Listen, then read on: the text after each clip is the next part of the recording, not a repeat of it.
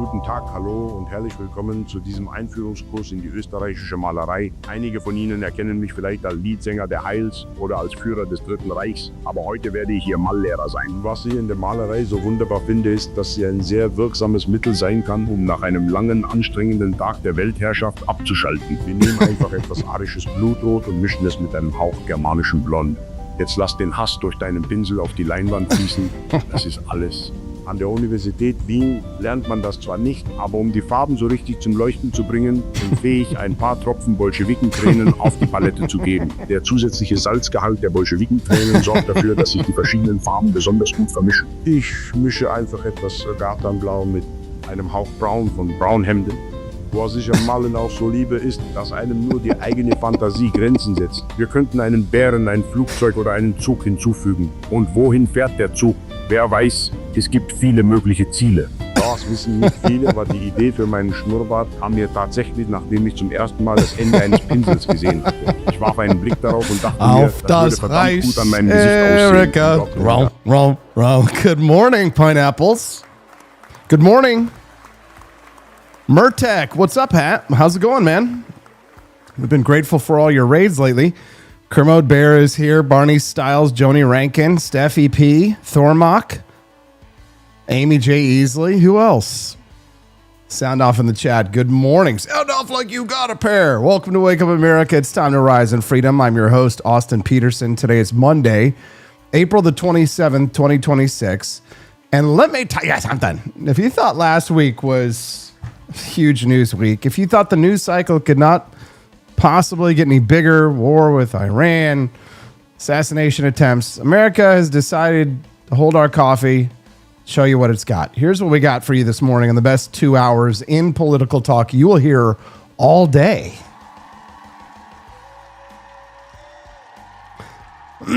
Stand up and stretch. 36 hours ago, a man with a shotgun, a handgun, and knives tried to assassinate the President of the United States again. And I met the President again. My name's Forrest Gump.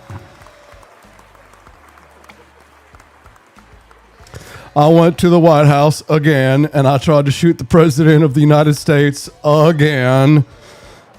Something bit me. The Secret Service shot me. Secret Service who might not be getting paid, as a matter of fact. And they were in Washington, D.C. at the same hotel where they shot Ronald Reagan. He failed. The Secret Service did not. This morning, we're going to tell you everything that the lamestream media or the other podcasts are either burying or too scared to talk about. This is the third attempt on Trump's life, and we're going to build the complete case this morning from Butler to West Palm Beach to the Washington Hilton. And then we're going to walk you through the 9 years of left-wing rhetoric that built the ideology, that pulled the trigger and pointed the gun. The New York Times platforming assassination apologists, Hakeem Jeffries calling for maximum warfare 5 days before the shooting, Jimmy Kimmel calling Melania an expectant widow 3 days before the shooting, and then the same people who spent years planting that seed, calling the whole thing staged before the smoke cleared. We've got two incredible guests this morning to help us unpack all of it. At 8 o'clock this morning, we're going to be joined by Maggie Moda.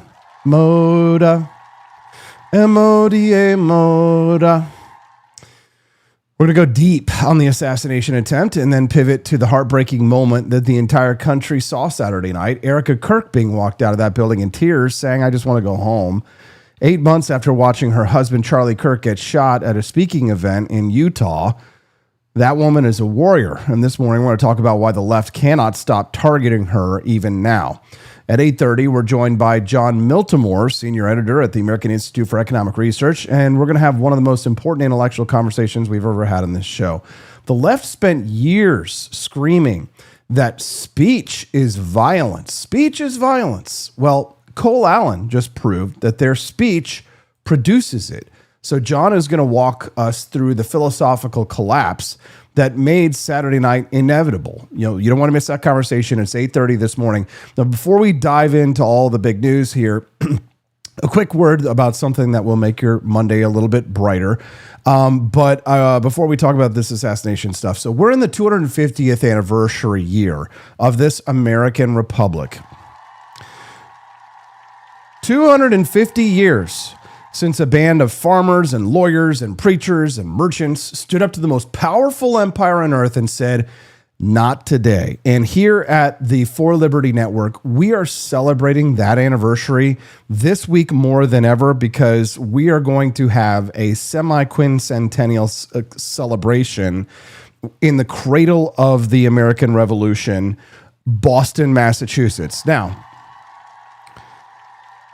that means that there's no Wake Up America show this Thursday and Friday. So if you are a regular viewer, just an FYI, our band of Robin Hood and his band of merry men are gathering in Boston, Massachusetts. We're meeting at the site of the Boston Massacre, and we're taking a tour of Boston as well as going out on Boston Harbor for a little bit of a sunset cruise to celebrate America. And if you see me dropping tea bags over the side of the boat, don't notify the constabulary. But the day before that, another exciting announcement. We're going to be in Manchester, New Hampshire, meeting with the Free State Party and all of the liberty lovers of New Hampshire that want to come on Thursday night to meet us for a discussion and a deliberation on libertarian nationalism.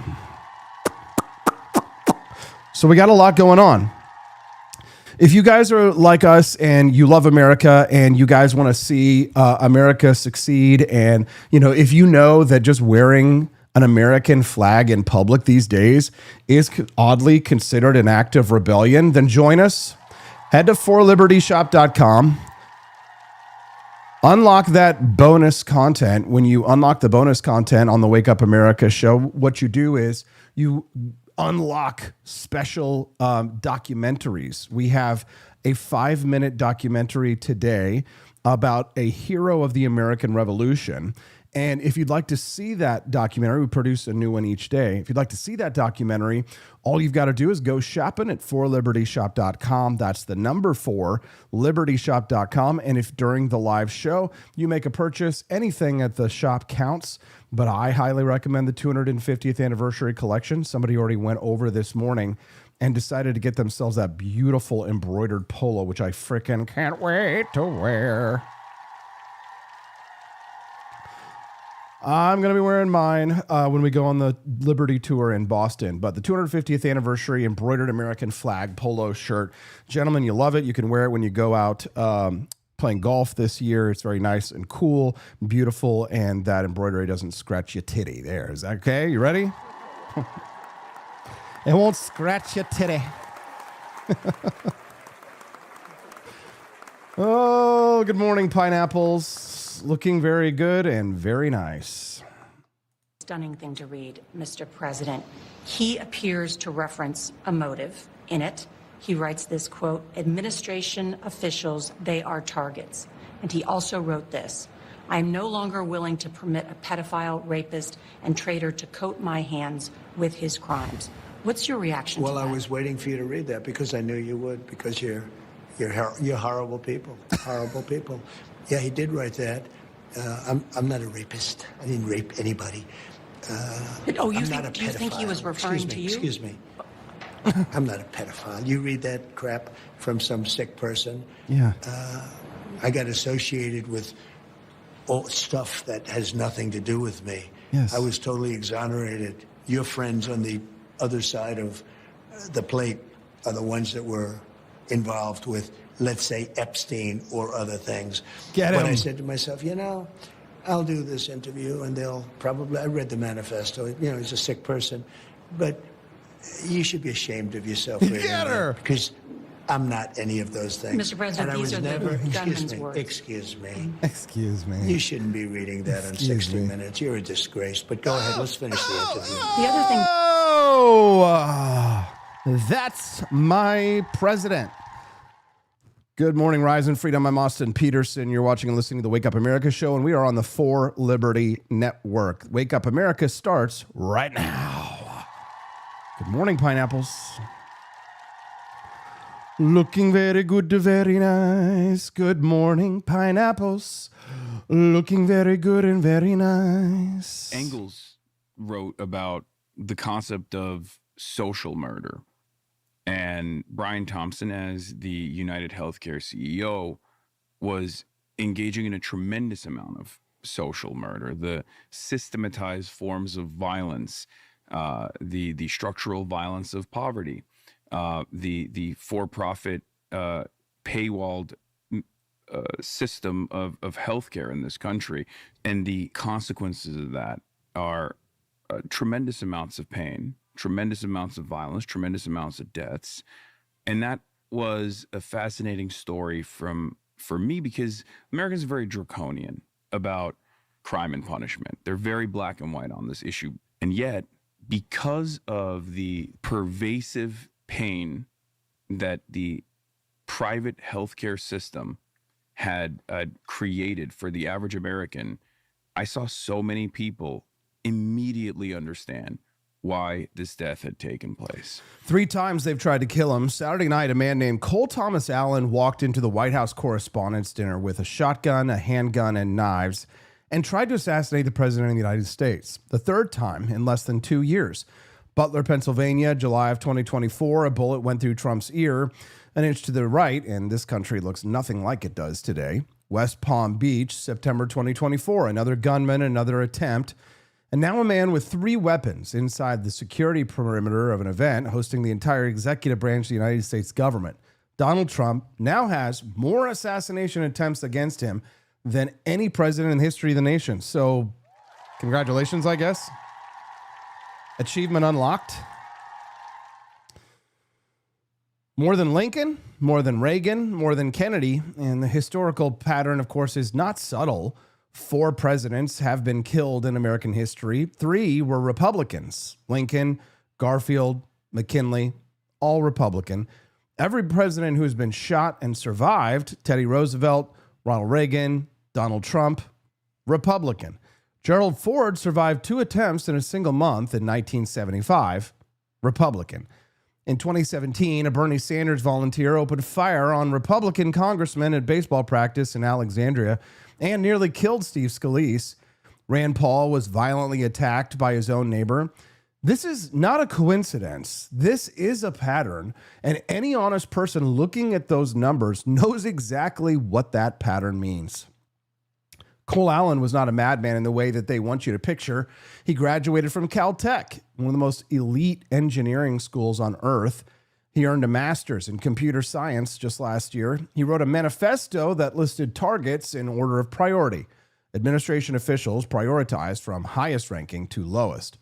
He chose buckshot over slugs specifically to reduce the risk of rounds passing through walls.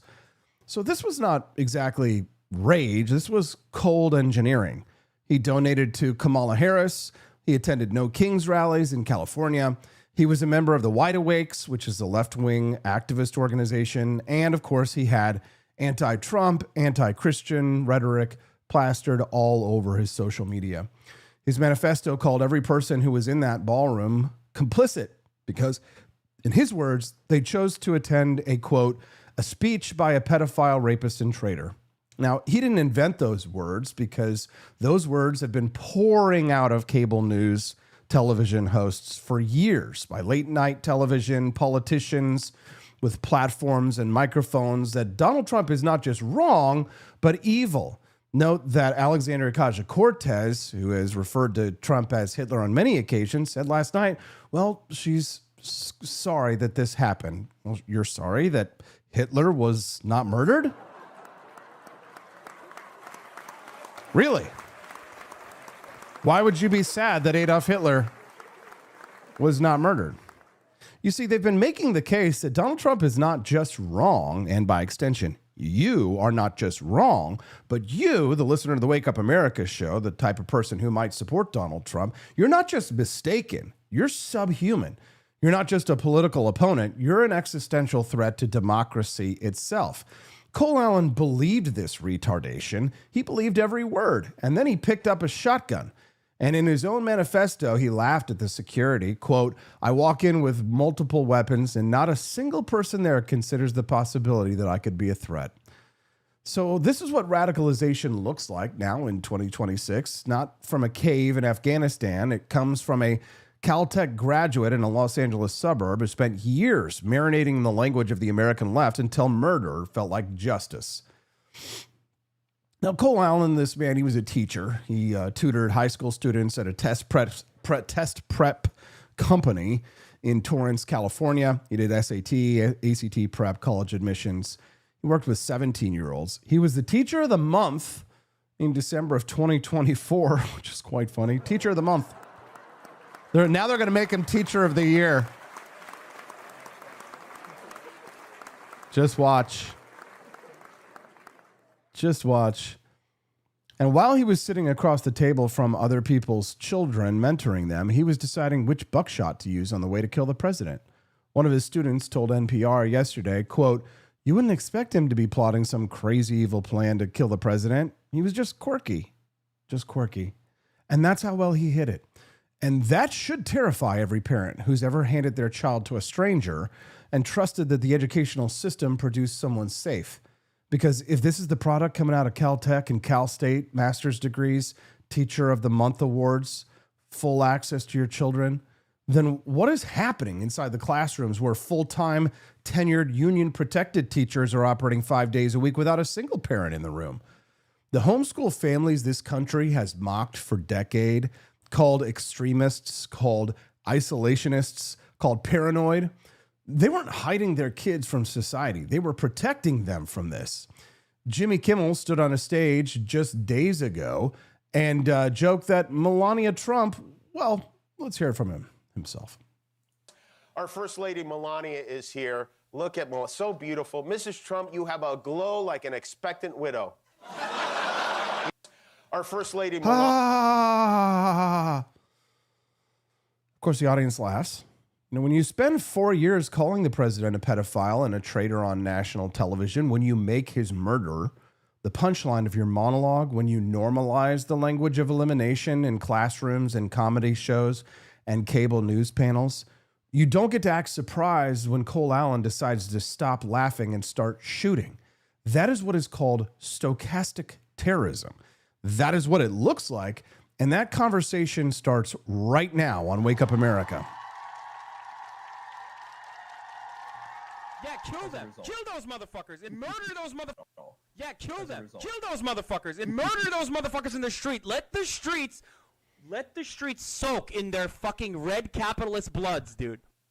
Well, my understanding is that the property owners who have properties there choose just not to rent it at all. Yeah, kill them. Kill those motherfuckers and murder those motherfuckers in the street. Let the streets soak in their fucking red capitalist bloods, dude. If you're just tuning in the Wake Up America show, good morning. Please click that like button. If today's your first time watching the Wake Up America show, click the follow button as well. When you do, you'll get a notification when we go live, which is 5 days a week, Monday through Friday, 7 to 9 a.m. Central Time.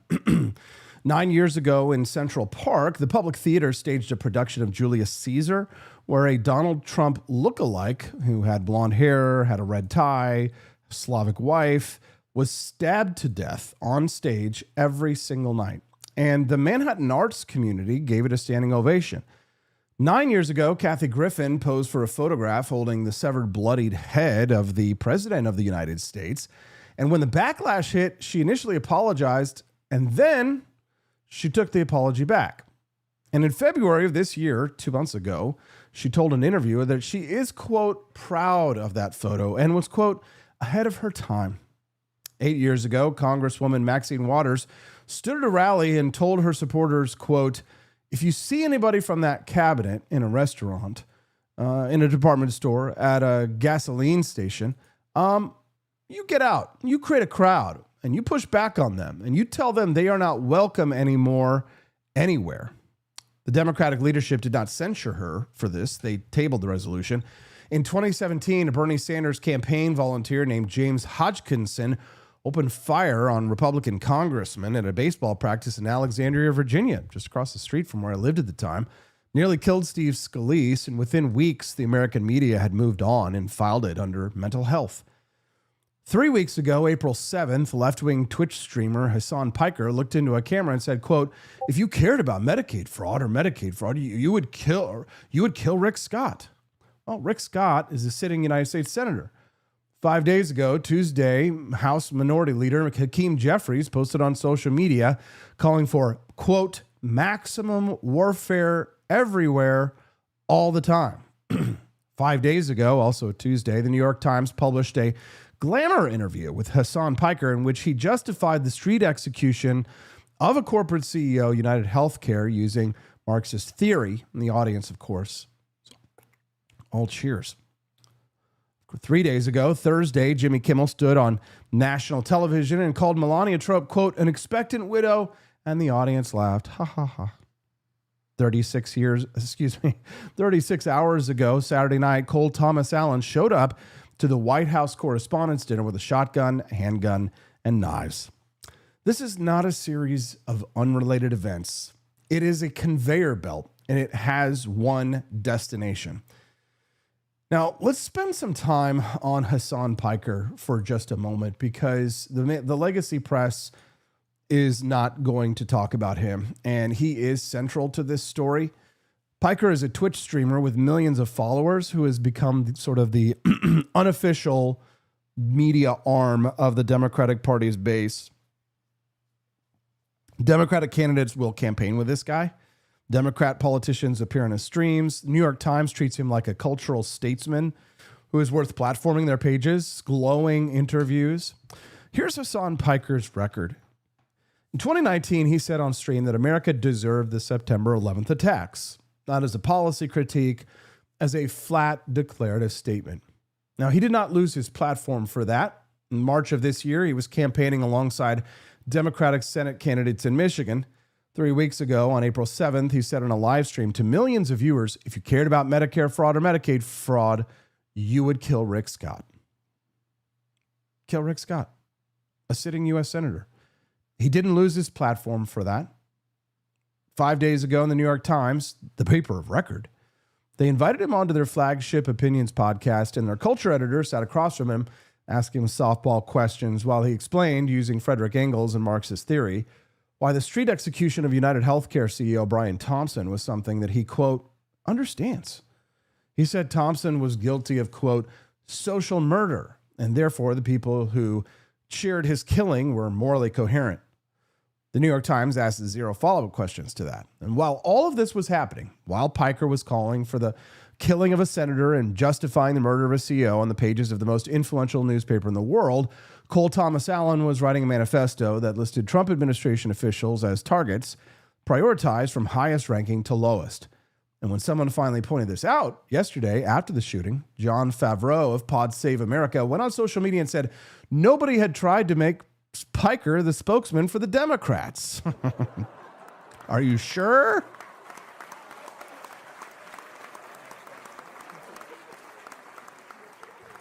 Are you sure about that? 3 weeks after Democratic candidates were sharing a stage with him, Neera Tanden, who was a former Biden aide, called the whole situation, quote, embarrassing. And a man just tried to kill the president. Neera Tanden's concern is that it is embarrassing for her party. It is quite embarrassing. So here's the detail for this story that should keep every journalist in America up at night, except it won't, because they're the ones who wrote the script. Cole Allen's manifesto called every person in that ballroom complicit, because in his words, they chose to attend a speech by a, quote, pedophile, rapist, and traitor. So let's take those three words apart. Pedophile, that word has been attached to Donald Trump by the left-wing media through years of Epstein coverage, through social media campaigns, late-night television. Jimmy Kimmel opened his fake WHCD monologue 3 days ago with the quote, I haven't seen this much black since every page of the Trump Epstein files. Rapist. And that word comes directly from the E. Jean Carroll coverage that every major network and newspaper amplified for years. And then traitor. And that word was hammered into the American public for 4 years by every Russia hoax segment on every cable news channel in the country. Now, Cole Allen did not invent that vocabulary that found its way into his manifesto. He downloaded it and then installed it. And then there's the word complicit. Now, here's something that nobody else is going to talk about today. Don Lemon, days before that dinner, I know you don't watch him. I'll report on him. I'll watch him so you don't have to.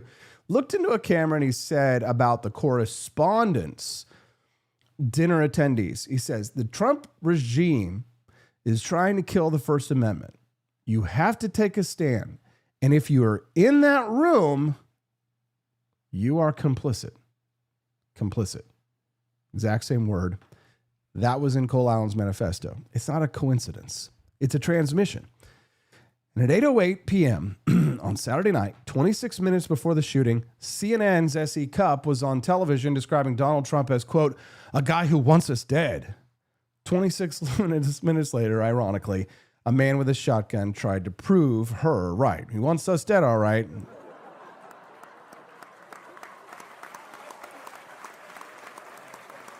Now, if you watch what the left did in the minutes and hours after the shooting, because the response will tell you everything about the infrastructure that produced it. The body was not even cold. There was no body, thank God. The Secret Service did their job. And Lincoln Project co-founder Steve Schmidt was already on social media blaming Donald Trump for, quote, poisoning the rhetoric in America, calling him a, quote, a vile and disgusting man. So the man they spent years calling a fascist survived an assassination attempt, and their first instinct was to blame him for it. Former Republican turned professional Trump hater and former friend, I guess, of mine, Joe Walsh, posted, quote, political violence is always wrong. It's wrong, but not at all surprising that someone would try to commit an act of violence against this president. Not surprising, Joe. And then came the play that the left runs every single time, the false flag play. Mia Farrow, actress, blue sky celebrity, posted yesterday morning suggesting that Trump may have staged the shooting to, quote, raise his approval ratings. Her followers agreed, quote, I call bullshit. I think it was a false flag. It was all planned. Left-wing activist Don Winslow posted the literal definition of false flag on social media with zero additional commentary because he didn't need to say it explicitly. The implication was the message. This is the play, and it's a play that they run with precision. Light the fire, watch it burn, blame the arsonist for calling 911, and when your guy shows up with the match, call the whole thing staged.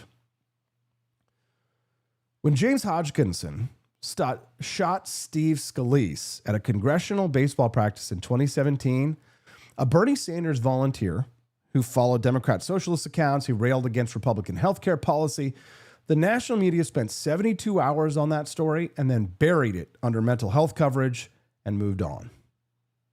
When Thomas Matthew Crooks put a bullet through Donald Trump's ear in Butler, Pennsylvania in July of 2024, the immediate media response was to search for ways to connect the shooter to Trump's own rhetoric. When the Butler shooter turned out to be harder to pin on the right, they pivoted to security failures and dropped the story. Now, Cole Allen, who donated to Kamala Harris, who attended No Kings rallies, who was a member of the left-wing activist organization The Wide Awakes, who had anti-Trump and anti-Christian rhetoric on his social media and who quoted Marxist frameworks in his manifesto, has attempted to murder the president of the United States. And by tomorrow morning, every major network will be running mental health segments and talking about lone wolves.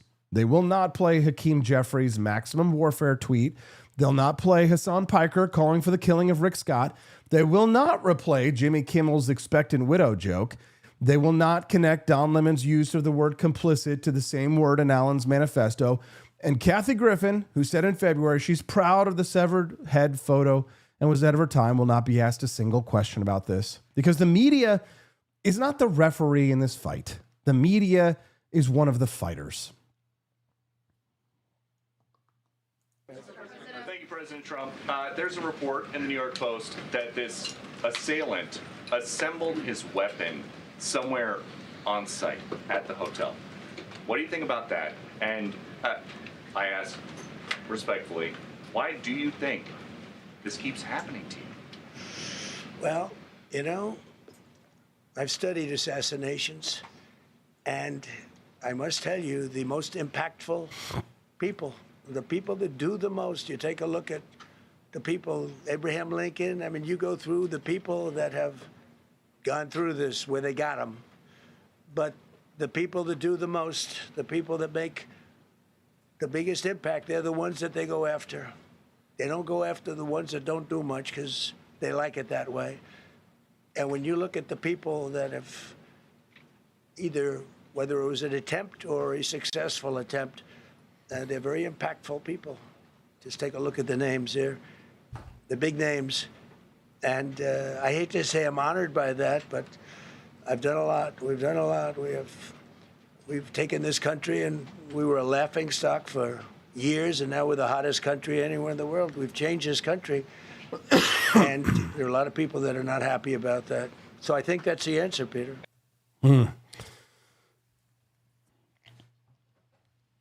Let's the use of the word complicit.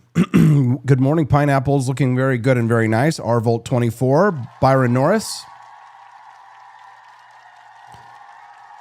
Glad and thankful to have you here. Welcome to the Wake Up America show, Joni Rankin and all of our friends. If you haven't already, please click the like button and come back and join us. If you click the follow button, you'll get a notification whenever we go live, which is 5 days a week, Monday through Friday, 7 to 9 a.m. Central.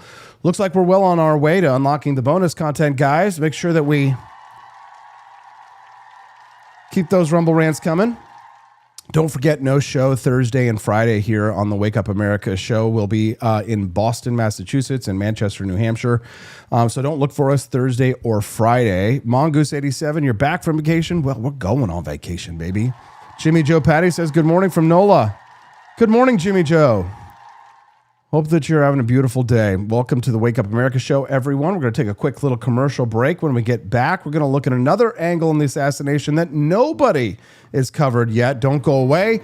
Just go to the For Liberty shop. And we'll be right back. It's the Wake Up America show's For Liberty Network.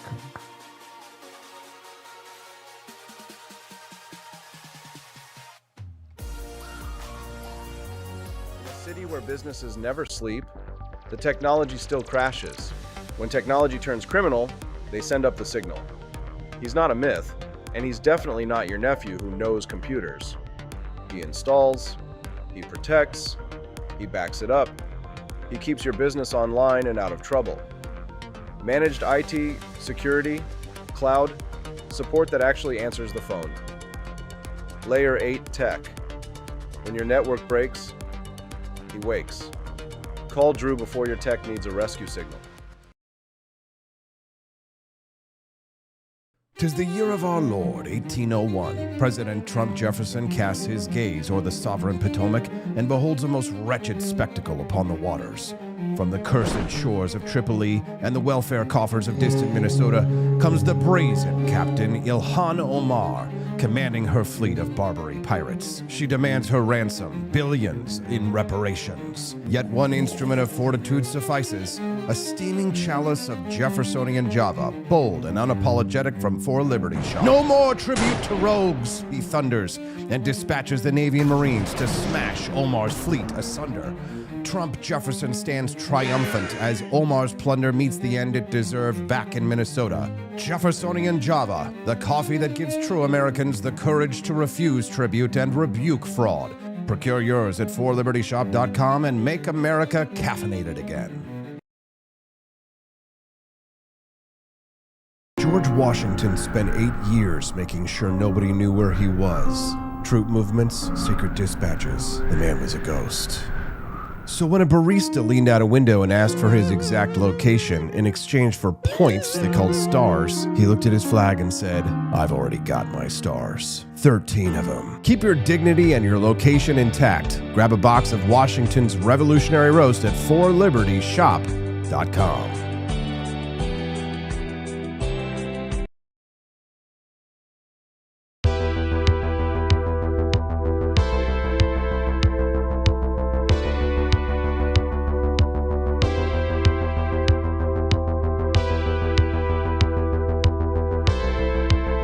Are you tired of the strange radioactive effects of leftist culture?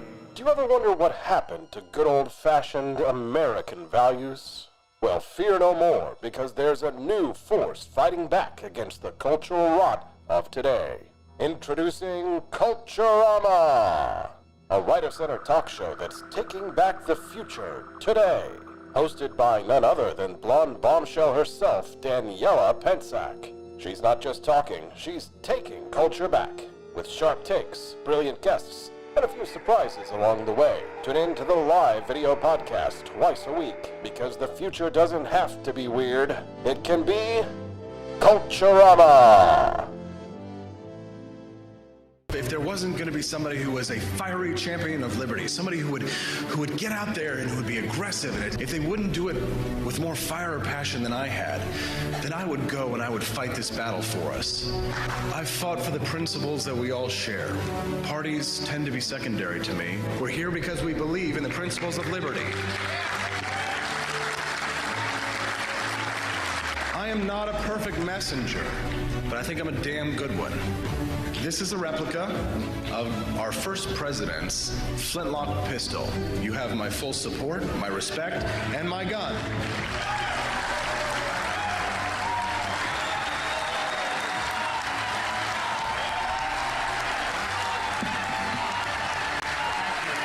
I think that at the heart of my philosophy is much more libertarianism than well, that's the fashionable word these days, I guess. A conservative is no longer just that. He's a libertarian, and always has been.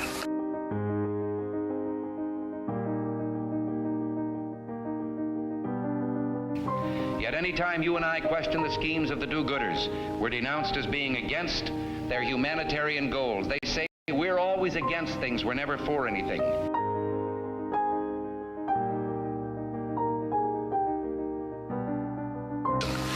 What is fascism? Fascism is private ownership, private enterprise, but total government control and regulation.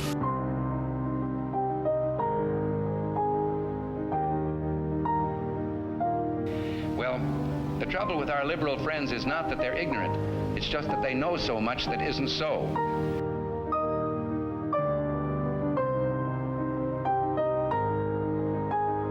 If we lose freedom here, there's no place to escape to. This is the last stand on earth.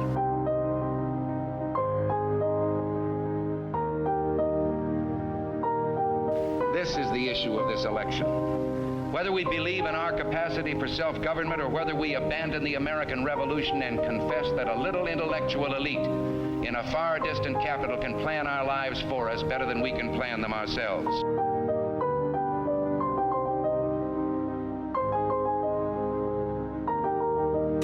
Conservative, so-called, is the one that says less government, get off my back, get out of my pocket, and let me have more control of my own destiny.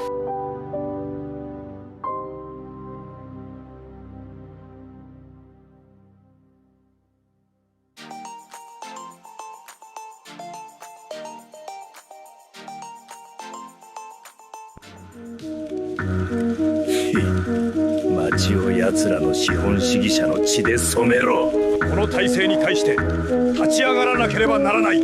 トランプのような独裁者に対して行動を起こさなければならない。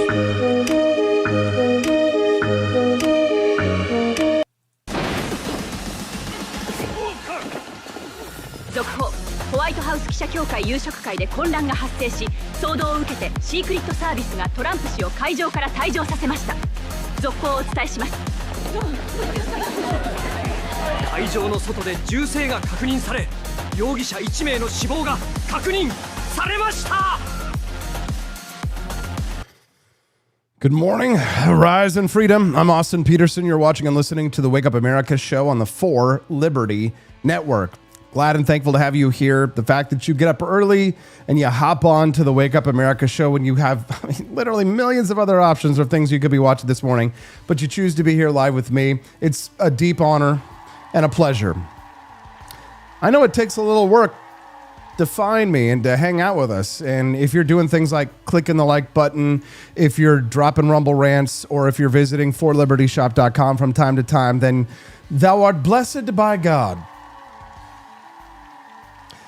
Now let's talk about a man who is cursed. Cole Allen was a member of the group called the Wide Awakes left-wing group. And the first thing that you need to know about this group, the Wide Awakes, is that they actually stole their name from Republicans. The original Wide Awakes, this group that this leftist who tried to assassinate Donald Trump was a part of. The original Wide Awakes were actually founded in Hartford, Connecticut on March 3rd of 1860. They were a youth organization that was built specifically to elect Abraham Lincoln to the presidency. They wore capes and kepis and carried torches through the streets of New York in the largest pro-Lincoln rally in American history. After Lincoln had won, 75% of original Wide Awake members enlisted in the Union Army. They fought to free the slaves. So a left-wing group founded in 2020 by a collective of artists in New York City decided to take the name of the organization that elected the first Republican president and fought the Civil War, and then used it to march against the Republican president in 2026. The modern Wide Awakes were co-founded by artist Hank Willis Thomas, and they described themselves as, quote, infinite, disruptive, enlightened, visionary, accountable. They also say, we can emancipate ourselves without violence. But Cole Allen showed up to that commitment with a Maverick 12-gauge shotgun he purchased in August of 2025 and an Armscore 38 semi-automatic pistol he bought in October of 2023. The group's website says anyone can join. Quote, call on local DJs, musicians, speakers, organizers, and artists to plan a joyous community gathering. Cole Allen planned a different kind of gathering March 20 of 26, 1 month ago. He attended the nationwide No Kings protests in California. The same No Kings protests that turned violent in Portland, where 89 people were arrested for assault and criminal mischief outside an ICE facility. The left keeps building organizations that espouse nonviolence and then produces people who attempt murder. At some point, the organization stops being the alibi and starts being the incubator of this disease. Now, Cole Allen is not an anomaly. He's just the latest entry in a pattern that the New York Times itself has identified. The paper that platformed Hasan Piker 5 days before the shooting and published a piece describing Luigi Mangione and Charlie Kirk's accused assassin, Tyler Robinson, as, quote, a new archetype. And they said in the New York Times, the suspects themselves seem to be growing more normal. More normal. So that is the New York Times describing political assassins as an emerging norm.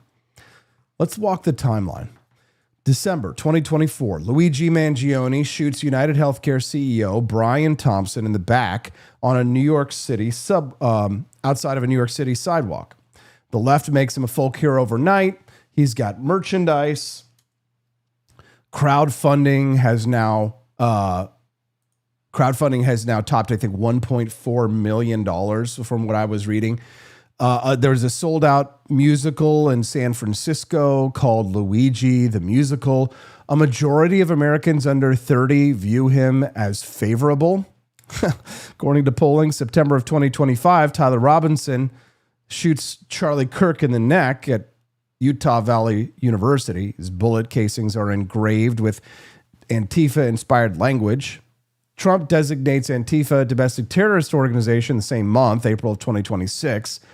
A 20-year-old named Daniel Alejandro Moreno Gama throws a Molotov cocktail at Sam Altman's home, the ChatGPT guy in San Francisco, and writes a manifesto calling for others to attack CEOs. 2 days later, 2 more people are arrested for driving past Altman's house and shooting at it. Tesla dealerships were firebombed after Elon Musk joined the White House and built Doge. Waymos were burned during ICE raids in Los Angeles. And now Cole Allen at the Washington Hilton. Educated men with manifestos and Marxist frameworks and folk hero pipelines just waiting for them as well. You too could be your hero if you will just pull the trigger. So this isn't a mental health epidemic. You're right. This isn't just crazy people. This is becoming what is normal on the left. But here's what the infrastructure of this looks like in practice. Luigi Mangione shoots a CEO. Hasan Piker goes on New York Times, explains why using Frederick Engels, why the murder was morally coherent.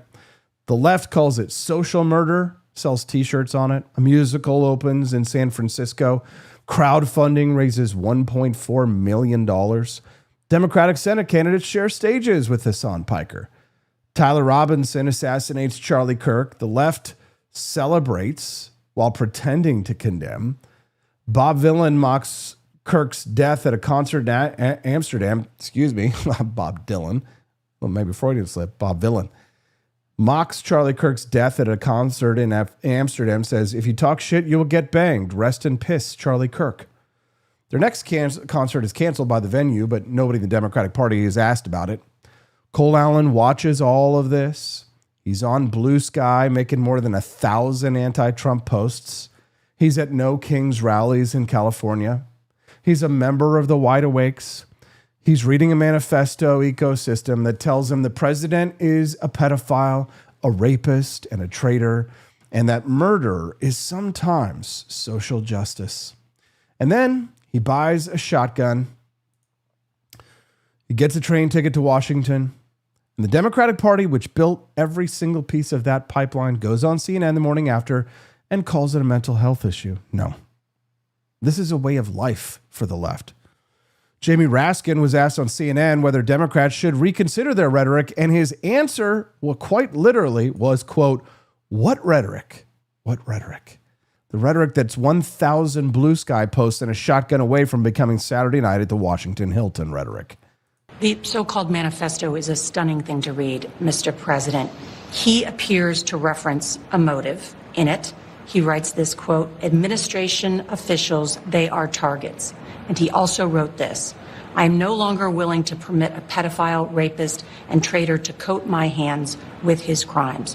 What's your reaction to that? Well, I was waiting for you to read that because I knew you would, because you're horrible people, horrible people. Yeah, he did write that. I'm not a rapist. I didn't rape anybody. Do you think he was referring to you? Excuse me. I'm not a pedophile. You read that crap. Oh, you think he was referring to you? That's stupid. Jane, you ignorant slut.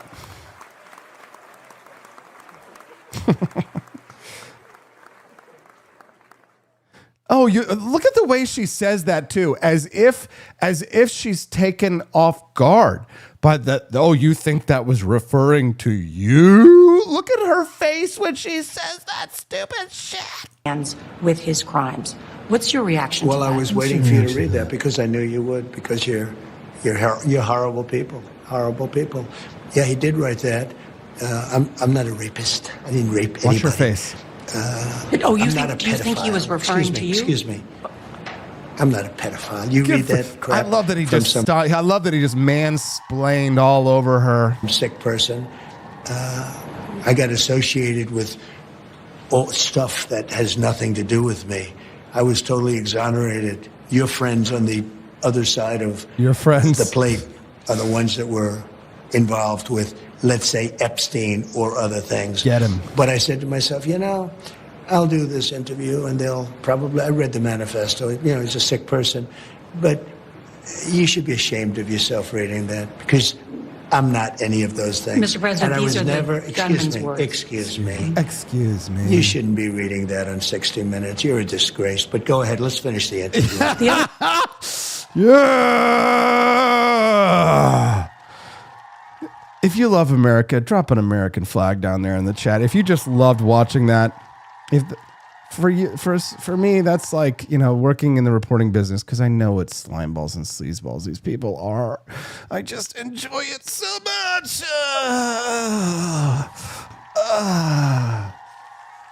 Oh, God.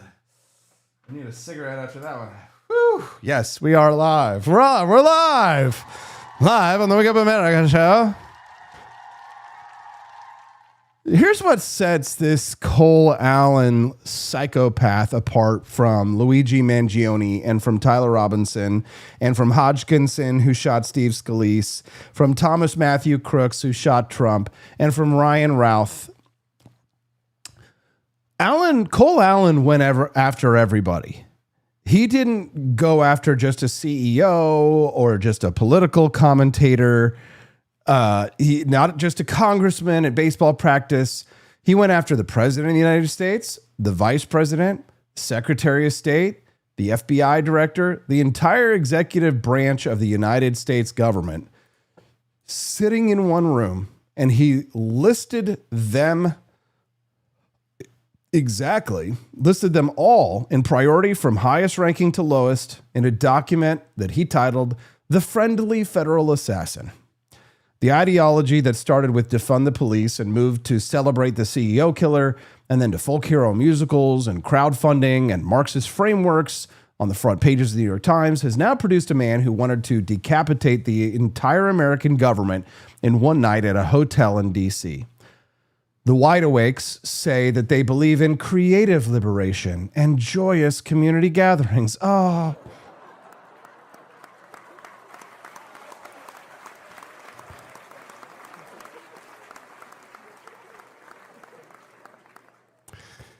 F it, we'll do it live. Exactly. Ashley, a great idea. So Cole Allen believed in buckshot over slugs to minimize collateral damage. The irony of a group that stole Lincoln's name to march against the political descendants of Lincoln, while one of their own members tried to recreate the most traumatic night in Republican Party history, is so staggering, it would be funny if a federal agent wasn't recovering from a bullet to his chest vest right now. Here's the demand this morning. The FBI needs to map the full organizational ecosystem that Cole Allen inhabited. The Wide Awakes, the No Kings movement, his Blue Sky Network, every online community that fed him this ideology the same way that they mapped right-wing militia networks after January 6th. If the standard is good enough for one side, it's good enough for both.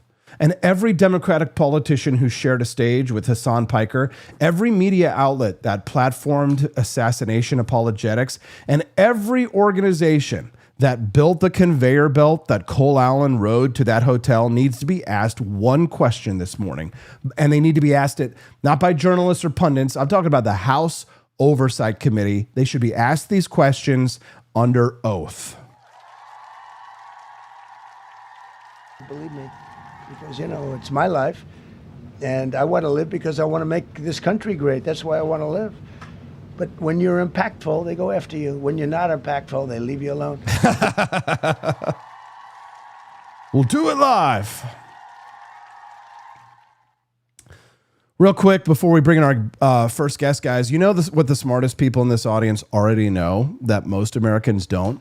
And that is that your money doesn't have to live where you live. And it definitely doesn't have to be at the mercy of whatever Washington decides to do next week. Expat Money is a platform that helps regular people, not just billionaires or millionaire guys, open international bank accounts legally, protect your assets overseas legally, and explore second residencies and second passports in countries that actually want your business. We're talking about legal, legitimate, above-board strategies that families have used for generations that are now available to you. The founding fathers didn't put all their eggs in one basket, neither should you. Go to expatmoney.com/Austin. That's expatmoney.com/Austin right now. Browse their free resources, read about their country guides, read about their vetted network of international professionals. It costs you nothing to get smarter about this in the world we're living in right now. Getting smarter is not just paranoia, guys. Some healthy paranoia, it's prudence. So go to expatmoney.com/Austin. Tell them Austin Petersen sent you over from the Wake Up America show. T. Marsh says, love the show this morning. Well, I love it. I love that you're here, T. Marsh. God bless America, my home, sweet home. Why is Bill Maher making so much sense these days? Someone has to explain the American economy to me. I know I've said this before. I still don't get it. Last week was tax day, and as usual, because HBO is so generous, and I'm sure so will be the new owners, I paid to the government, if you add in state tax, local sales, property, fees, Obamacare, probably almost 60% of what I earn. That's a lot, and I still wouldn't mind if Bernie Sanders would stop saying the rich don't pay taxes. And while I'm sure the super rich with their army of accountants and corporate loopholes get away with murder, us regular rich people pay a shit ton of taxes. And who stands up and gives us a pat on the back? Nobody, that's who. The top 10% pay 72% of all federal income taxes, and the bottom half, 3%. The Democratic Socialists talk about socialism like we don't already have a lot. Social Security, unemployment, Medicare, nutritional assistance, Medicaid, Obamacare, disability, housing subsidies. Again, all right. Good stuff. Okay, in just a moment, I'm joined by Maggie Moda. Don't go away. We're going to talk about Saturday night, the attempted assassination, and the woman in that room who's already lived this nightmare once, Erica Kirk. Don't go anywhere. This is the Wake Up America show on the 4 Liberty Network. In a city where businesses never sleep, the technology still crashes. When technology turns criminal, they send up the signal. He's not a myth, and he's definitely not your nephew who knows computers. He installs, he protects, he backs it up, he keeps your business online and out of trouble. Managed IT, security, cloud, support that actually answers the phone. Layer 8 tech. When your network breaks, he wakes. Call Drew before your tech needs a rescue signal. 'Tis the year of our Lord, 1801. President Trump Jefferson casts his gaze o'er the sovereign Potomac and beholds a most wretched spectacle upon the waters. From the cursed shores of Tripoli and the welfare coffers of distant Minnesota comes the brazen Captain Ilhan Omar, commanding her fleet of Barbary pirates. She demands her ransom, billions in reparations. Yet one instrument of fortitude suffices, a steaming chalice of Jeffersonian Java, bold and unapologetic from 4 Liberty Shop. No more tribute to rogues, he thunders, and dispatches the Navy and Marines to smash Omar's fleet asunder. Trump Jefferson stands triumphant as Omar's plunder meets the end it deserved back in Minnesota. Jeffersonian Java, the coffee that gives true Americans the courage to refuse tribute and rebuke fraud. Procure yours at 4libertyshop.com and make America caffeinated again.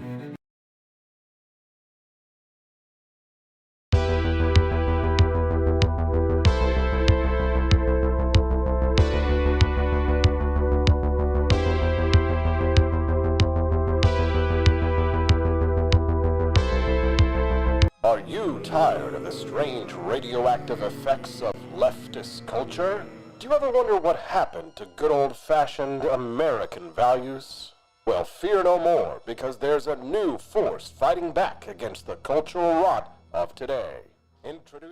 Welcome back to Wake Up America. My guest this morning has been covering the intersection of political violence, media, and the conservative movement closely. She's become a more frequent guest on the show because every time she comes on, somebody says, Maggie Moda. Who is that? She's awesome. Maggie Moda is here. Good morning, Maggie.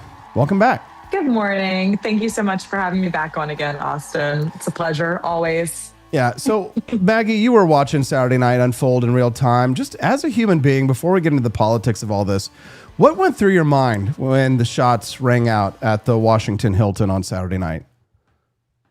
My gosh. I mean, so for the first things first, I was offline for 2 hours that night. And I guess my fiance wanted to shield me from what was going on in the world because he didn't tell me that this shooting had happened. And so I just glance at my phone and see all hell is broken loose. And I don't know, it's such a dark day for humanity every time this happens. And unfortunately, it feels like it happens every other week at this point. I remember back when Luigi Mangione took down the United Healthcare CEO and there were applause and celebrations online. I remember thinking like, this is the start of something horrifying, because if Luigi Mangione could get applause from the internet for that, everyone is going to feel emboldened to commit acts of political violence. And this just feels like another iteration of that. I mean, this is the 3rd assassination attempt on Trump's life in the past 2 years. So I feel like political violence is unfortunately becoming extremely common in America. But I don't want to I don't want to become desensitized to it. And I feel like we're approaching that point. I don't know. What do you think about that? Somebody said the other day that people like Luigi Mangione and the guy who shot up the congressional baseball game, I don't know if you remember this, shots almost murdered Steve Scalise, that this is actually he was normal for the leftists, meaning, he went to the No Kings, Yes. he went to the No Kings protests. He was a part of these left-wing activist groups. He was on Blue Sky posting about Trump 10,000 times a day. So the strange thing is that it's not like you could say, oh, well, that guy's obviously insane. They're all doing this. This is the norm for them. Yes, no, this guy does not have the profile of like an antisocial mass shooter, right? I would characterize him more as, a self-righteous, self-obsessed Reddit lib. I just posted that he probably thought he was part of the Avengers. That's probably what was going on. He probably thought, I am coming to save the day. I'm an Avenger, I'm in an anime, and I must take out the bad guys. I mean, if you read his manifesto, it is so millennial liberal coded. And I'm not saying that millennial libs are all going to go commit acts of violence. What's concerning about this in particular, and about where he sits on the political spectrum, is that he's fairly moderate. Or at least that's what, if we looked at the political spectrum in modern America, he would be considered like a moderate, normie lib, maybe a little too Trump deranged, but he's not like a socialist radical leftist, at least as far as we know. Maggie, I admit that, being a child who grew up the first generation to have like broadband internet installed into my college dorm, I've seen a lot of shit. I've seen murders. I've seen back when it was back before that was a little harder to access. And so I admit I'm a little desensitized. The last time I sort of screamed out loud in response to some political news was when Trump was shot in the ear at Butler, Pennsylvania. I was kind of at a horrified reaction. At this point now, I feel myself like just kind of having not a meh response, but sort of like a, yep, inevitable. It must be Tuesday. This again? Yeah. And so when I saw Erica Kirk leaving the building crying after she had her husband assassinated, it was a brief blip. I would say it was probably not as much as when I saw Trump getting shot, but it was definitely that I felt my heart drop into my stomach because and you know what's sad is it's not just because of the shooter and the left of the insane people, but because I knew instantly that as soon as somebody saw her there, they were instantly going to target her and attack her and victimize her again. What is up with these lunatics and their obsession with torturing Erica Kirk? Erica Kirk derangement syndrome. Coining it now. People are absolutely deranged about this woman.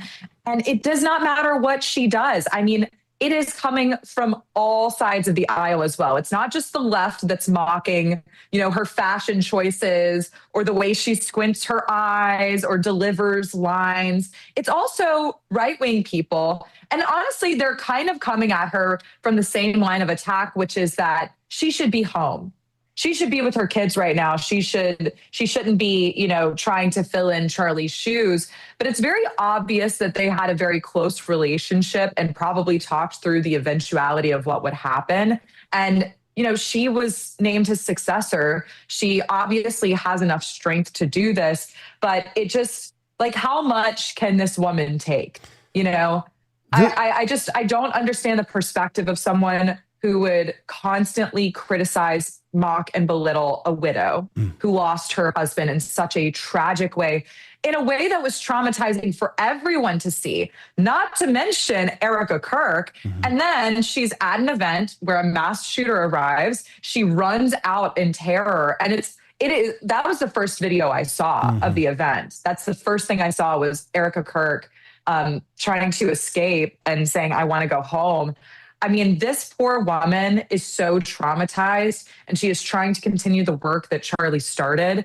And she is self-sacrificial in a way because basically no one has accepted her as the successor to Charlie Kirk, except for, people like us, like normal people that aren't Well, it's not all left. It's not all left-wing lunatics. I mean, the conspiratorial right, a lot of them, are tangentially related to the liberty movement in the United States, Maggie. And it's sad to say many of those people are of course extremely upset with me. I got a phone call from a friend, or I called him, but we brought it up yesterday morning. We were talking about. He was concerned about the level of intensity of attacks that I've been enduring in recent weeks. And in part, it's because of my support for Donald Trump. In part, it's because I seek to take the ideas of libertarianism and put some teeth into them with my ideas of libertarian nationalism, which is, of course, a direct threat to anarchism, or contrarians who just want to watch the world burn and who don't want to see someone like myself try and build up something positive, healthy, that people can contribute to, because them being very unwell, very unhealthy, very, very negative, very doom scrolling type, my sort of like positive manifesto, if you will, for libertarian nationalism is a direct threat to their sort of accelerationist desires to see all of the pedophile elites in Washington, D.C. be brought low. And so I had to have a conversation with Stephanie yesterday, unfortunately, about, and of course I'm not Charlie Kirk or anything near Charlie Kirk, but I had to talk to Stephanie about, Stephanie, what do you do with all of this, right? I'm like, the D-list of D-lists, but, there are 5 shows on this network. A lot of people count on me. 2 people count on me for their paycheck. There's this whole world, this whole ecosystem that I have built.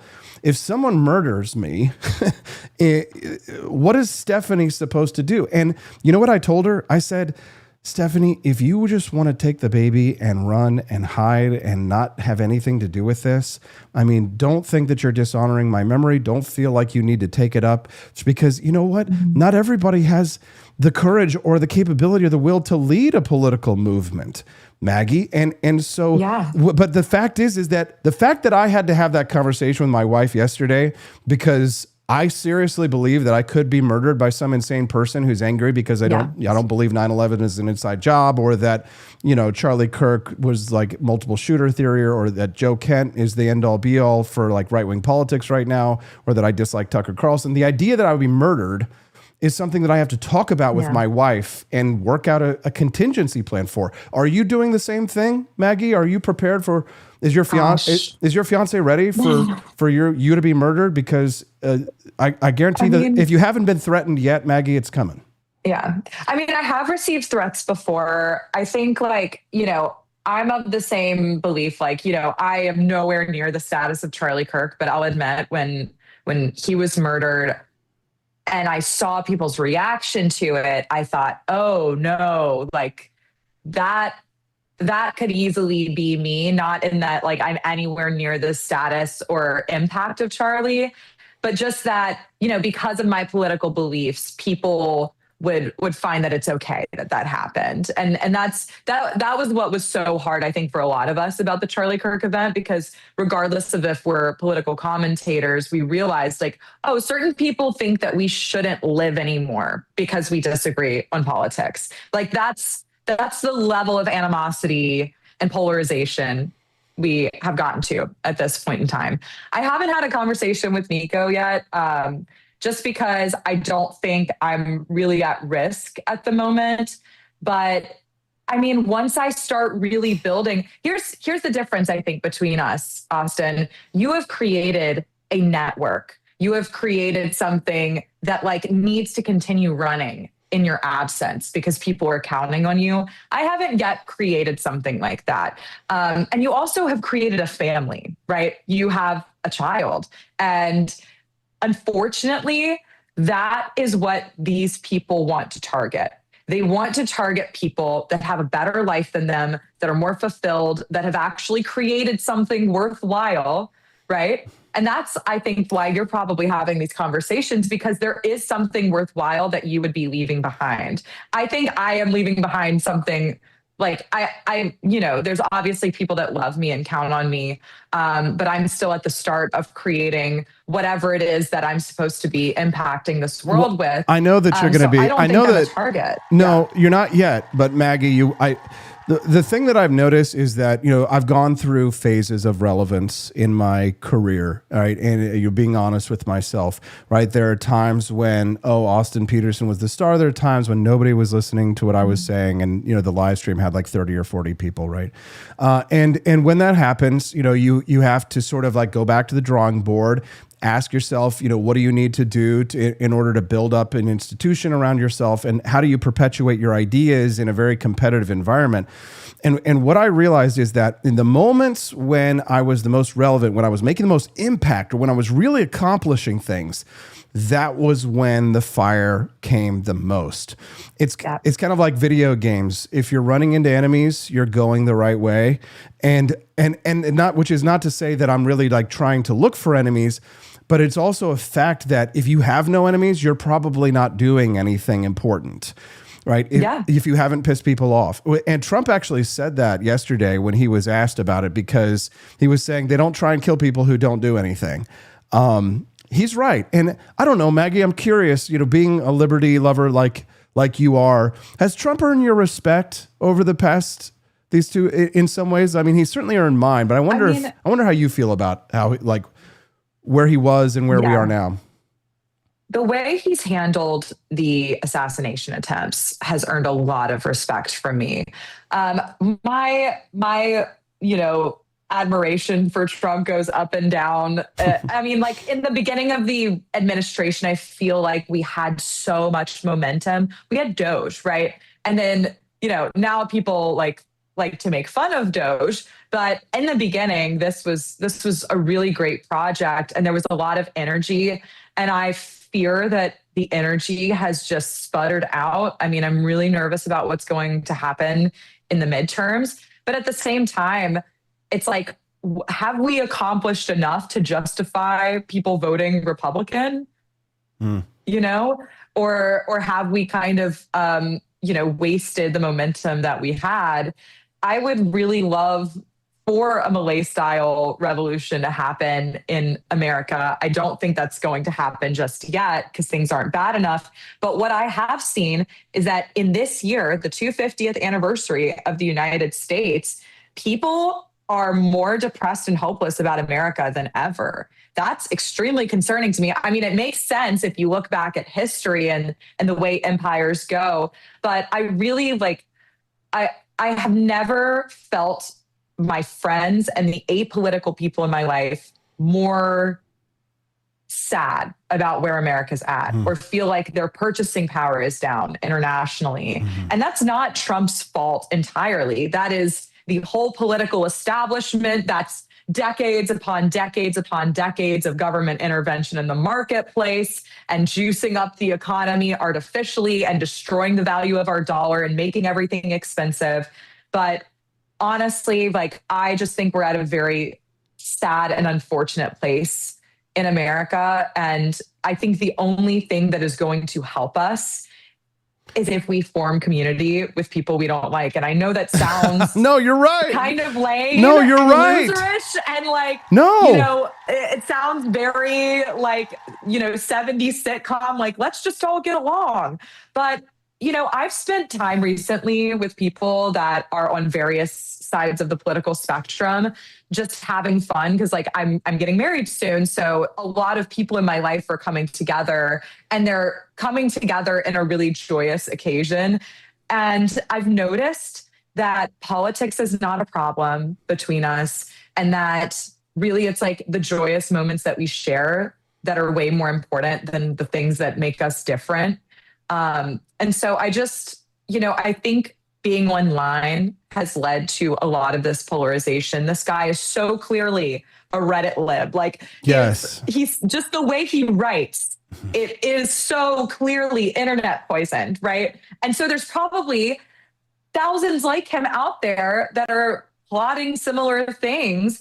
And that scares the crap out of me. And really, I just want to issue a plea for people to call the people in their lives, You know what I mean? Like, actually hold them tight, because that is the only thing that's going to de-radicalize people. It's just being in community and feeling love. Because if you spend all of your time online every single day, you're going to hate your life. You're going to hate America. You're going to feel hopeless and depressed. You're going to hate other people. Everything's going to piss you off. Everything's going to annoy you. I know this because that's how I feel after scrolling online all day long, every single day. But how I feel after being around the people I love, it's totally different, right? And so I really think, you know, it's so important that we keep encouraging people to go touch grass, but really it's like, actually, instead of touch grass, like hug a loved one and give your mother a call. You know what I mean? That's always good advice, Maggie. It's too easy. We can't let you off the hook with your little kumbaya bullshit. But no, you're right. I was sitting on my lawnmower yesterday. I was thinking actually about something very similarly it was this thought that I've kind of congealed, which is that I would rather have someone, or I would rather work with someone who was not a libertarian, who sometimes did libertarian shit, than someone who is a pure libertarian that never does libertarian shit. And that's kind of how I feel about Donald Trump, is that it's kind of this sad, pathetic situation. And you have to understand, like, the Republicans felt the same way in a large sense. They were tired of having these Republican candidates who had great principles and ideals, but were losers and would lose, like Mitt Romney and John McCain, losing slowly to the left. And people wanted somebody who could actually win and bring them across the finish line. So I guess, like, what I have done is calibrate myself to kind of raise my standards in ways for people where I want to work with people who are effective. I want to work with people, even if I don't necessarily agree with them on everything. This is America, and we're going to work out our views. And I would rather get a little bit of good done than zero every single time in order to maintain some sense of ideological purity. Yeah. And now, Maggie, before we let you go, I want to swing back to like the assassination question here. We talked about Eric Kirk. We talked about the conspiracy theories. When's the next assassination? Are we gearing up for? I mean, what ideally, Maggie, would happen now? Would the mainstream media reporters come out and start shifting their rhetoric? Would the New York Times issue a pullback with Hasan Piker would no longer appear at Democratic? What in an ideal scenario, or maybe even like a plausible, or even a plausible scenario? How do we pull ourselves back from the brink? Gosh, I mean, you know, in an ideal world, the journalists that were sitting in that room and you know, their colleagues were sitting in that room might think, hey, let's turn down the temperature. But I mean, it's not just the journalists that are stoking the flames. It's everyone. Like, people are just like digging their feet in because they feel like they're at war, right? This is a war mentality, which is why I'm saying, like, the only solution is for us to take individual action in our lives and try to reconcile our differences with the people we love and try to build community with people that don't agree with us. Because all of these other power players are literally under attack. They're literally coming under fire. And so they're digging their heels in. And I don't know that we can expect them to do something different. And the reason I say that, like, I wish we could, but unfortunately, if we're just looking at how all of these people behave, this is life now, right? The only thing that's going to make any kind of a difference is if people on the ground start forming community and stop digging their heels in. Is that going to happen? I don't know. You know, I know you called it kumbaya bullshit. It is, right? But it's true, it's right? okay. It's true. It's absolutely what we need to do. And yet, like, nobody's going to do it. But like, if you as one person, right? If you as one person can do it, then that's going to create a chain reaction. You never know. These things kind of are exponential. You know what I mean? Or we could crush our enemies, see them driven before us, and hear the lamentations of their women. Maggie, you rock. Thank you so much for your time today. You're always so generous with us, coming on every week for like the last 3-4 weeks. We're so grateful to you. Is there anything else Is there anything else you want to share or plug before we let you go today? Yes, follow me on Twitter at Maggie Moda. I also have a new series out with the Atlas Society called Check Your Premises. There's a new video about Venezuela and political prisoners, if you want to go check that out on their YouTube channel. And also follow Young Voices on all the platforms. I'm going to be doing a lot of work with them coming up soon, so you can see a lot of my spicy takes There we go. on the news of the day. Maggie Moda from Young Voices. Thank you, Maggie. Have a wonderful day. Great week. Thanks so much. Bye. Bye. Wer weiß, es gibt viele mögliche Gartenblau mit einem Hauch braun von Braunhemden. Wo sich am Malen auch so liebe ist, dass einem nur die eigene Fantasie Grenzen setzt. Wir könnten einen Bären, ein Flugzeug oder einen Zug hinzufügen. Und wohin fährt der Zug?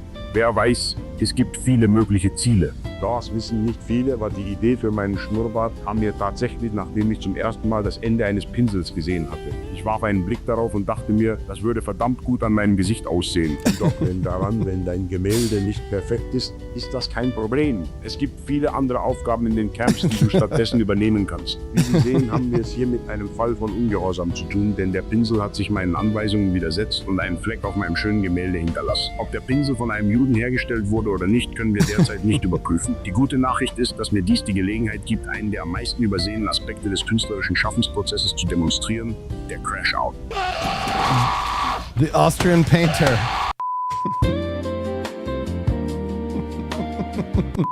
Gute Neuigkeiten. Ich konnte einige der Lagerarbeiter dazu bringen, das Gemälde in I don't know why that made me laugh so hard. I had to share it with you guys. Hope that you are doing good out there. Nelson65, Quest Fanning, Drew Van Runkle. Wow, look at that. We almost did the bonus content. Quest, you wanted to get that polo, didn't you, bud? Mm-hmm. Thank you so much for all of your generous contributions to the Wake Up America show. 3 more bucks, and then we'll unlock the bonus content. Don't you guys want to watch that instead of commercials? I know you do. We're going to have John Miltmore joining us live here in about 7 or 8 minutes. So make sure you stick around for him. We're going to talk to him a little bit about the attempted assassination over the weekend. If you love America and you want to support the Wake Up America show, make sure that you visit the For Liberty Shop website this morning. At forlibertyshop.com, the 250th anniversary embroidered American flag polo shirt, the one that Quest just ordered this morning, is a beautiful, guys, I keep forgetting. Somebody remind me after the show that I need to buy my white version because I'm going to get 2 of these because I love the black one, but I really love the white one as well. But it's just that now that I've lost, like, how many pounds have I lost? 244 this morning. I was 227. So I've almost lost 20 pounds. Yeah. I'm going to lose another 10 on top of that, 10 or 12 more pounds, and then I'll be right about where I want to be. But then I can wear these white T-shirts so that if I get wet, that it's not like a wet T-shirt contest. So go to forlibertyshop.com. That's the number 4libertyshop.com. Guys, the 250th anniversary collection is a beautiful collection put together and hosted exclusively at forlibertyshop.com. We always are out looking for new ideas of things to add, and we see stuff in stores that are like terrible merch to celebrate America's 250th anniversary. It's almost insulting. But when you go to forlibertyshop.com, you're going to see some of the most beautiful cutting-edge merchandise that would make great gifts for the patriot in your life. So go to forlibertyshop.com or drop a few bucks or gift a sub in the Rumble comment section, and you'll unlock that bonus content. And when you do, you get to watch our mini documentary instead of the commercials. But since we're $3 away, that means that we're going to commercials. So still ahead, John Miltmore, the American Institute for Economic Research. The left spent years arguing words are violence. Cole Allen just proved that their words produce it. That conversation is next on the Wake Up America show and the For Liberty Network.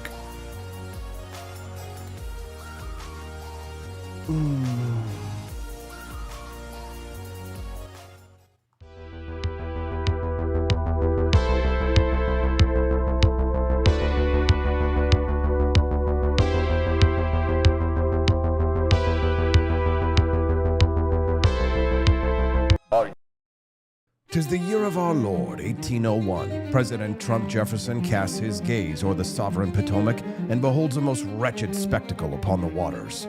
From the cursed shores of Tripoli and the welfare coffers of distant Minnesota comes the brazen Captain Ilhan Omar, commanding her fleet of Barbary pirates. She demands her ransom, billions in reparations. Yet one instrument of fortitude suffices, a steaming chalice of Jeffersonian Java, bold and unapologetic from For Liberty shop. No more tribute to rogues, he thunders, and dispatches the Navy and Marines to smash Omar's fleet asunder. Trump Jefferson stands triumphant as Omar's plunder meets the end it deserved back in Minnesota. Jeffersonian Java, the coffee that gives true Americans the courage to refuse tribute and rebuke fraud. Procure yours at forlibertyshop.com and make America caffeinated again. In the year 1740, in a Jewish quarter of Poland, a boy was born who would one day hold the financial fate of the American Revolution in his hands. His name was Hakeem Salomon. Brilliant with numbers, fluent in 8 languages, and possessed of a courage as fierce as any man who ever carried a musket. He arrived in New York City in 1775, just as the storm clouds of war gathered. Within months, he had built a thriving business as a broker and merchant. When the British captured New York in 1776, Salomon did not flee. He stayed behind on purpose, quietly becoming one of General Washington's most valuable secret agents in the heart of enemy territory. The British soon discovered his activities. In 1776, they arrested him as a spy and threw him into the infamous Provost prison. Charged with treason, he faced the hangman's noose. But Hakeem Salomon was not finished. Using his language skills and charm, he convinced the Hessian guards, many of whom he could speak to in German, to trust him. One night, he slipped out of prison and escaped to freedom, leaving the Redcoats furious. He returned to business in Philadelphia, now openly supporting the Patriot cause. While Robert Morris, Superintendent of Finance, struggled to keep the bankrupt Continental Congress afloat, Salomon stepped into the breach. He became the master broker who turned promises into hard cash. He sold bills of exchange, raised loans from wealthy merchants, and used his own credit and fortune to keep the army supplied. Money flowed through his hands like water. Over $650,000 in today's money funneled directly to the war effort, often at his own personal risk. When the French fleet and army arrived, it was Salomon who helped finance their operations. When Washington's army stood on the brink of collapse before Yorktown in 1781, it was Hakeem Salomon who moved heaven and earth to raise the gold needed to pay the troops and keep the campaign alive. Without his frantic efforts in those final months, the trap at Yorktown might never have closed. He worked himself to exhaustion. He slept little, negotiated endlessly, and poured every dollar he had into the cause. British agents knew who he was. He lived under constant threat of arrest or assassination, yet Salomon never stopped. He once said he would rather die supporting liberty than live under tyranny. When the war finally ended in 1783, Hakeem Salomon was nearly ruined. He had lent vast sums to the government that were never repaid. His health broken by years of relentless work and stress, he died on January 6, 1785 at the age of 44, penniless, exhausted, but free. He left behind a wife and 4 small children and a mountain of unpaid government notes that Congress would largely ignore. For decades, his enormous contributions were almost forgotten. But the truth eventually emerged. Without Hakeem Salomon, there might not have been enough money to keep the Continental Army in the field during its darkest hours. Hakeem Salomon was no general charging into battle. He was no spy slipping through swamps under moonlight. He fought with ledgers, credit notes, and sheer financial genius. While soldiers bled on the battlefield, he bled gold for the cause, quietly, brilliantly, and at the cost of his own fortune and life. In the smoky counting houses of Philadelphia, while cannons roared at Yorktown, one Jewish immigrant from Poland held the revolution together with nothing but his mind, his honor, and his unbreakable belief in liberty. He gave everything so America could be born. And though the new nation forgot him for a time, history now remembers. Hakeem Salomon, the man who financed freedom.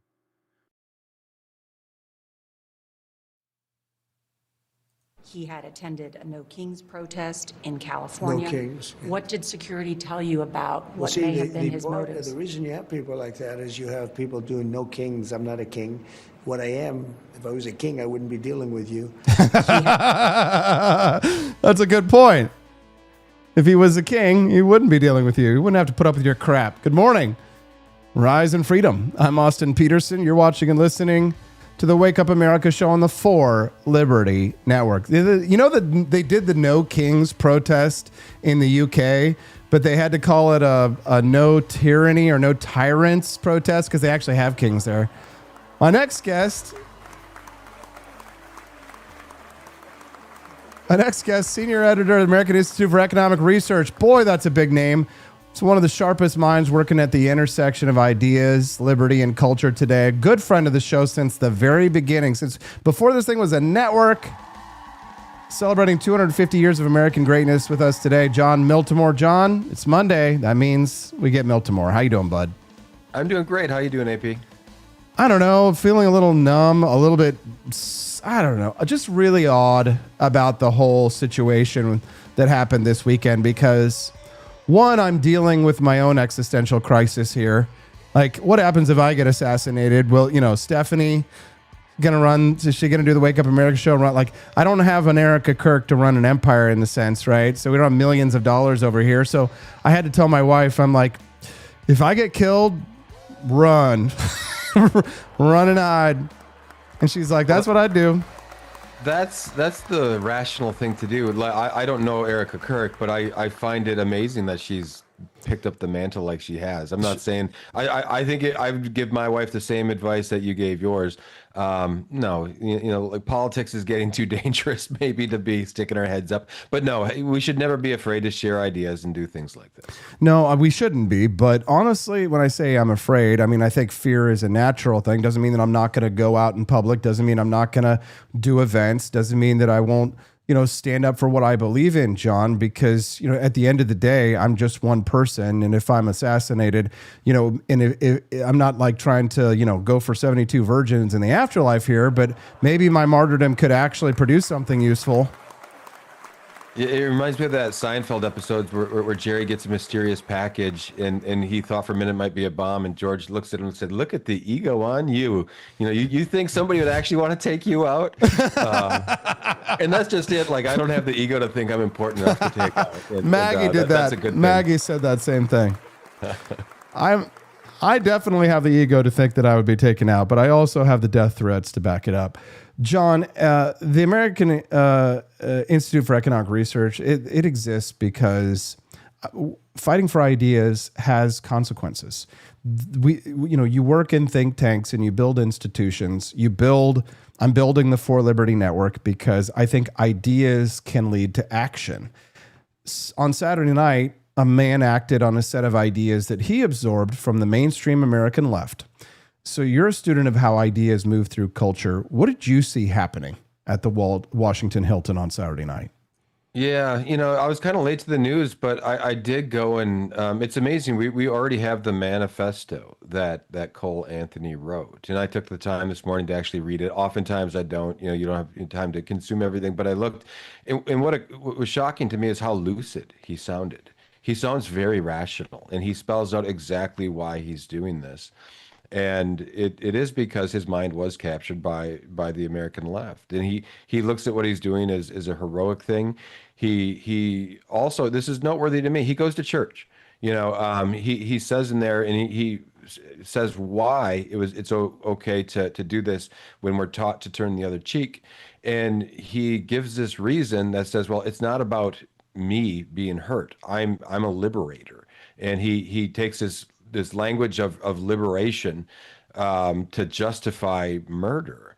And, to me, it's funny, as we've been seeing more of this in society today, I've been itching to write something on this mindset, because Dostoevsky was writing about this, about 150 years ago.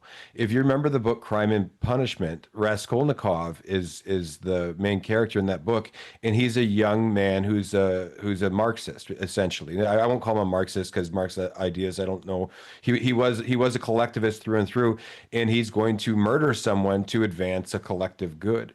And Dostoevsky saw this mindset and it terrified him. The book The Demon Humans is similar, a book that looks at this collectivist mindset, and it justifies atrocities by the collective good it will achieve. So this isn't new, but what we're seeing is this mindset is taking over a lot of minds in America today, and it's pretty chilling. Now, for years, John, the academic and cultural left argued that speech itself is a form of violence, that words have measurable harm, that rhetoric creates unsafe environments. Is this them telling on themselves? You know, I look at that, and I've heard that for years. And when you start to hear this mantra that words are violence, even then, there was something so pernicious about it, because it's really what Marxists do well. They twist ideas and they twist language. And if you look back, there was a reason that we carved out First Amendment protections for speech, because we understood they are words, and we need to be able to use words to argue with each other and to say things. And the American founders saw what power did. Like, people would try to get people to shut up, and they'd try to use power to silence people. We need words to speak to each other, not for Marxists. When you say things they don't like, they are going to say that's violence. So you can see the end game of this. When you're saying things they don't like, that's a form of violence. So they're able to take counter action against that. And anybody saying that of any political stripe, just stop. Words are not violence. We can say mean things, but don't take the idea of violence to that level, right? Like you're doing. Violence is something else. When we say words, even mean words, even hateful words, they're not violence. John Stuart Mill had a principle. It was called the harm principle, which is the foundational text of liberal free speech theory. It says that you can say whatever you want until it causes direct harm to others. Now, the left has completely abandoned Mill in favor of a framework where feelings constitute harm. So how does that philosophical pivot lead directly to what happened on Saturday night? I don't know. I don't want to connect it to Saturday night yet. I guess I'll say, what have we seen the last 10 years? We've seen these on campuses. This is where these ideas have been incubating.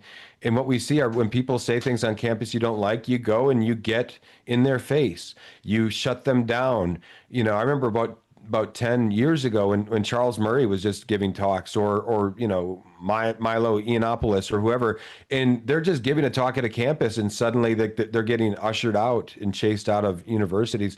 That's a scary environment. And it leads directly to what we're seeing, on Saturday. Somebody didn't like, something Trump said or something he did or something he was accused of, so they're going to take it into their own hands. And this is kind of the new normal, Austin. This is what scares me. I was born in 1979, and yeah, Reagan was, shot, right? But I was too little to remember that. Basically, my whole life, we didn't see anything like this, and suddenly it's happening all the time. It's frightening to see it, and how do we stop it? I think it kind of starts with what Maggie was telling you before. I was watching that segment. It starts with our own individual action, like getting control of ourselves first, because controlling other people is very hard. Start with controlling ourselves and having better ideas and better interactions. That's really how you can, do this. It's not going to be through better gun control laws or just overwhelming the left. It does start with individual action. I know that answer doesn't satisfy a lot of people, though.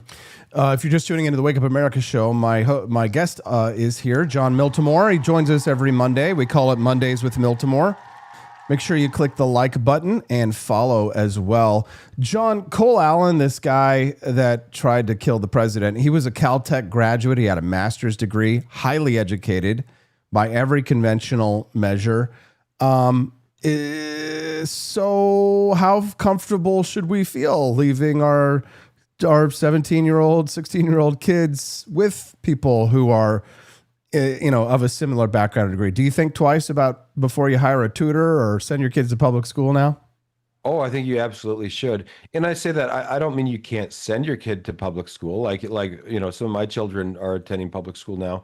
I think you got to be very attentive to what they're learning in those classrooms and pay attention. Like anywhere, you got some, I think, public schools that are probably very good, and then you got some of that they're getting atrocious ideas through there. And it's not just K through 12; it's the universities that you send them to. Like it's ironic to me. You have parents that are shelling out $50,000 a year to send their children to universities where they're going to get indoctrinated with Marxism in a lot of cases. And like I went through the university system. I have family in there now. You can go through and do fine, but you better have a good set of ideas in your child first. If they go in a blank slate, there's a good chance they're going to come out with a very warped mind.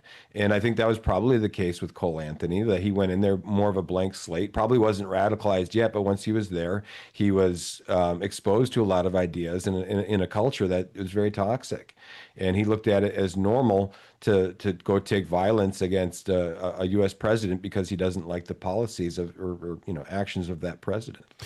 John, Friedrich Hayek wrote about how ideas filter down from intellectuals to the broader public over decades. And he posited that the ideas that are considered radical today become the common assumptions of tomorrow. If you look at the left's rhetoric over the last decade, are we watching this model play out in real time? Oh, I think we are.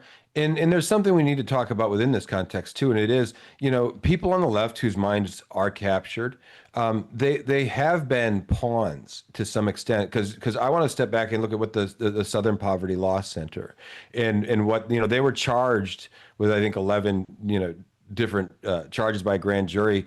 It really looks like they were fomenting hate. Like I look back at Charlottesville, and I had a friend in town, a very successful news reporter, and when that story broke, like he was horrified. And I'm looking at it, and you're like, Charlottesville was a very weird thing.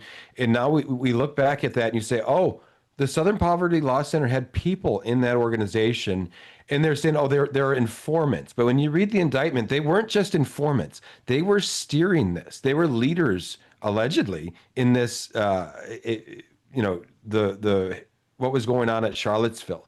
And they've been doing this for a very long time. And so what you have organizations that were dedicated to fomenting this hate. And they made tons of money on it. If you look at their operating budget was about $60 million in 2016. The next year it's about $140 million. It was great business for them to gin up all this hatred and use it in that way. And so when we see people radicalized from this, it shouldn't surprise us. They're saying, what we're saying is like, we need to fight fire with fire. You have all these, right-wing haters out there. It's very serious what they're doing, and they want to, they're Nazis, and they want to, take your children and do all these evil things to them. These people they're pawns for organizations like that are ginning up hatred that isn't even there. And I guess we should say the Southern Poverty Law Center, allegedly, we got to use that because they haven't been convicted of this yet, but they learned from this too. The FBI was doing stuff like this for years, right? Like they'd infiltrate these factions and then having informants inside. But we find out they were actually doing more than just informing. They were actually steering a lot of this themselves. And when you do that, you're going to have some very ugly consequences, and you're going to have people on the left that are going to feel justified in their own violence. That's John Miltmore giving his take. You can read more from John Miltmore at The Take on his Substack. He, of course, joins us here every Monday on the Wake Up America show, so much that we call it Mondays with Miltmore. And when he's not here, we miss him. John, there's kind of a free speech paradox involved here, right? The same institutes that deplatform conservatives for harmful speech demonetize me for having an opinion that they don't like. These are people who, for years, they gave standing ovations to that production of Julius Caesar where a Trump lookalike was stabbed to death on stage. Kathy Griffin holds up the head, the bloody head of Donald Trump. First she apologized. Now she said she was just ahead of her time. So, I mean, how do you think that they hold this contradiction in their head? I mean, look at also the contradiction of Alexandria Ocasio-Cortez calls Trump Hitler. And then after they attempt to assassinate him, she says, oh, I'm so sorry. I'm so glad that he's okay. So how do you, I mean, what kind of level of cognitive dissonance is it that you have to say, oh, I'm so glad that they didn't get Hitler? Yeah, no, I've been writing about that cognitive dissonance for at least 10 years. And how the leftists have it. I'm not saying it doesn't exist to some degree on the right. I'm sure you can find examples. But I think the leftist, mind is prone to it because they're obsessed with ushering in utopia. I think many on the left really believe the only thing standing between themselves and utopia for everyone are these people that believe in this constitution that prevents them from having power. And when you think that you can usher in utopia, if we could only get rid of the other side, it's going to affect your brain in this way, where everything against them is justified, because we can have paradise here on earth if we can just have the economic power to plan the system in a more equitable way.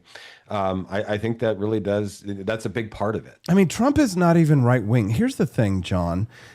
Imagine if Austin Petersen had, in an alternate universe, won president of the United States in 2016.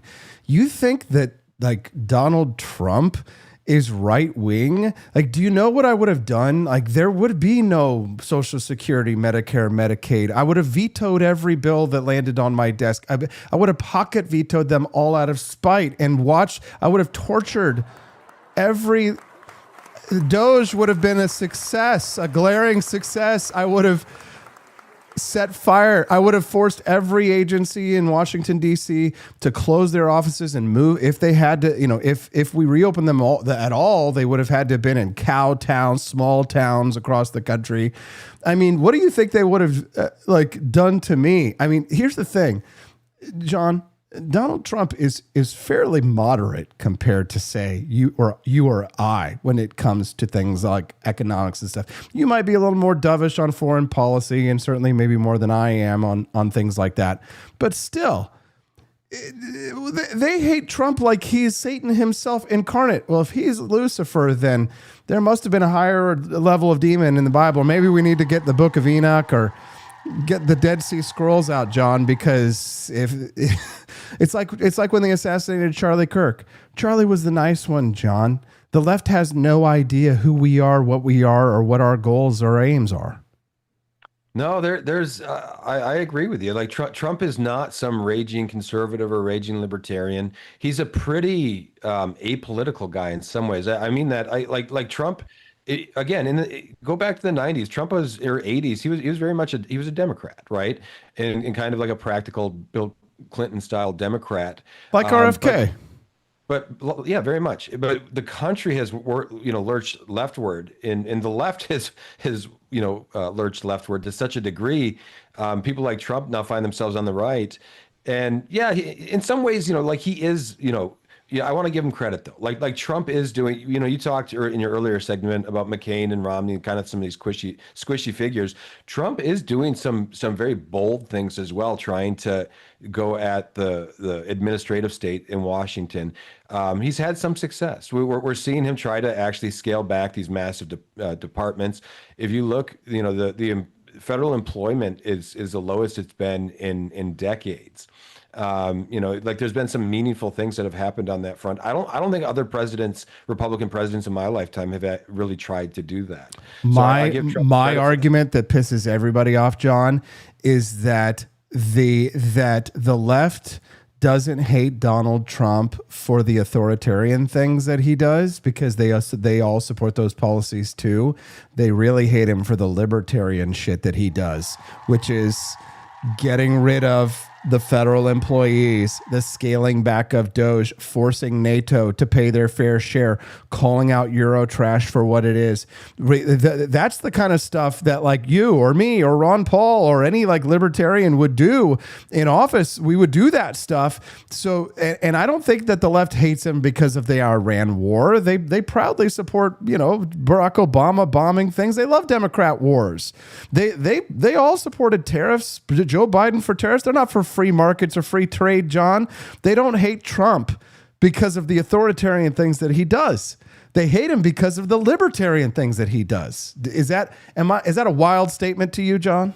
I think you're partly right, but I also think that they hate him because he is this ideologically flexible person, much like they are. right? Like Trump he'll do things that will enrage free market people, right? Like there's a lot of things, but he does it because he has this populist streak. He's very savvy politically, and that that there's a reason he's been able to win 2 elections. I know everybody's going to say arguably 3. 2020. Trump would certainly say he won in 2020. But there's a reason he's been able to do that, because he does have this inconsistency doesn't bother Trump, and I think the left hates that because that's always been their territory. They were the economic populists, and they could tap into that the angst, the economic angst that Americans feel. Trump has had success doing that. The problem is some of his solutions have been awful, and his war on tariffs, for example, is one example. But notice, Liberation Day came around on April 5th, and guess what Trump said about it? Nothing. A year later, Trump was not out there, talking about it. It was something. So I think even there was a tacit acknowledgement from the Trump administration, like maybe this didn't serve us too well. And I certainly interpret it that way, and I hope that maybe he's moved beyond some of those types of policies. He said that people were getting a bit yippy. I think I remember at the time that he had to kind of back off on some of them because whoever was doing the yipping is my friend. Well, exactly, because look what we're doing now on this. Like, this hasn't gotten much, conversation. But look, we're actually, these businesses are now getting paid out, and the White House has set it up where now businesses get to go and apply for their tariff rebates, and they're doing it, and it's going to be a mess. It's going to, but they're going to get $150 billion that's going to get paid back that you're applying. And the only people that this helps are the bureaucrats that are going to have to administer this massive refund. Maria Edenbo over in the chat says, I see people calling him a pedo, but I don't see the proof, but they believe it to be true. Do you think that kind of rhetoric is helping, John? Oh, I mean, like that kind of stuff is not helpful. I mean, we're seeing, but I've seen a lot of people on the right do this too. It was like one of those things that Twitter was cracking down on. What was the fringy, help me out. What was it called? There was a movement where everybody was saying everybody in Washington and Hollywood were pedos, and it was kind of kooky. Oh, Pizzagate, right? Pizzagate. It was related to that, but there was I'm sure one of your listeners can probably chime in, but basically we're going to just smear everybody as pedophiles, and like, I'm sure there are pedophiles in Hollywood and DC. Don't get me wrong, but it's the most outrageous charge and heinous charge you can level against anyone, which is why it's effective and why they're not doing it against Trump. I haven't seen any evidence that Trump's a pedo, but it's one of those things to slander someone. It's effective. John Miltmore from the American Institute of Economic Research, thanks so much for joining us this Monday. Where can people find out more if they want to get your take? Well, I'm on Substack, The Take by John Miltmore, but I also have a piece out in the Washington Examiner this morning on Billy Corgan, the Smashing Pumpkins frontman. You probably didn't see it, Austin, but he had a wonderful take, that applied to economics and subjective value. He was doing a podcast last week, and really go check out the Examiner. You can see my take on it there. Yeah, we did a piece about Billy Corgan last week, but it was about how the government and the CIA squashed rock and roll on MTV because they were afraid of the white boy rage. Billy Corgan is a smart guy. And listening to him is a lot of in a hell of an artist. He's one of those people I just like. He's an independent thinker. Will he say things that I don't agree with? Sure, but he's a smart guy, and his understanding of subjective value. Basically, he had a hit in 1990, or it was a flop in 97. Then it took off 15 years later, and his point was it's not our job to assess the value of our art. And he had a wonderful segment on it and there's a great economic lesson in there. So Billy Corgan, a guy that you should listen to. Well, we'll check it out. Thank you very much for that, John. Hey, take care, EP. Have a good week. You too. As the Secret Service agent in charge of protecting Trump the day of the second assassination attempt... You guys don't have any weapons or anything? Give me a handshake that you don't have any guns. Don't make me look stupid. A lot of people have been coming up to me and saying, why didn't you do a better sweep? And I just want to defend the work that I'm doing. Pinky swear? What? No, they're clear. I mean, the shooter's actually lucky I didn't find him because I would have grabbed that. Yeah, I think we have to go back to Wendy's. Don't tell us over there.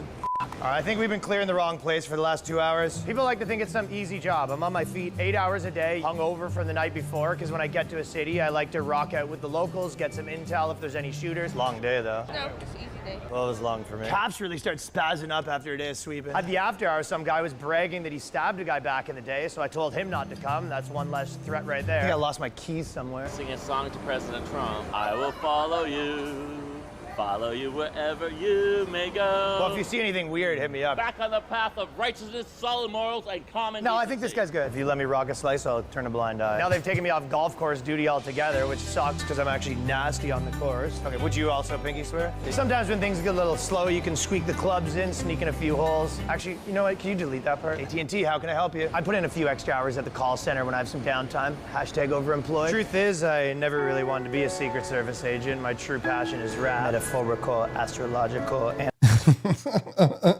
That's the Secret Service agent who was in charge of Trump. Oh, we did get some video of the security footage from the Saturday night assassination attempt as well. Take a look at this.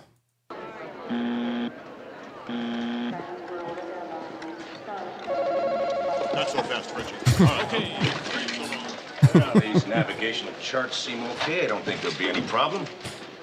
Hey, why the long face? I'm still worried about the shuttle. You saw Ted's report, and he is the program's top test pilot. Thanks so much for tuning in the Wake Up America show, guys. Thanks for unlocking the bonus content. Don't forget, no Thursday, no Friday show. Don't be mad. Yeah, we're going to Boston with a quick trip to Manchester, New Hampshire.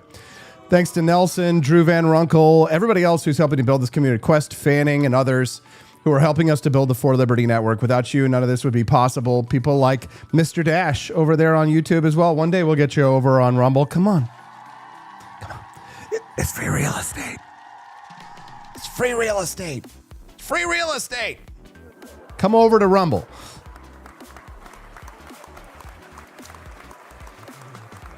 And we'll see you guys right back again here tomorrow on the Wake Up America show, and that's on the For Liberty Network.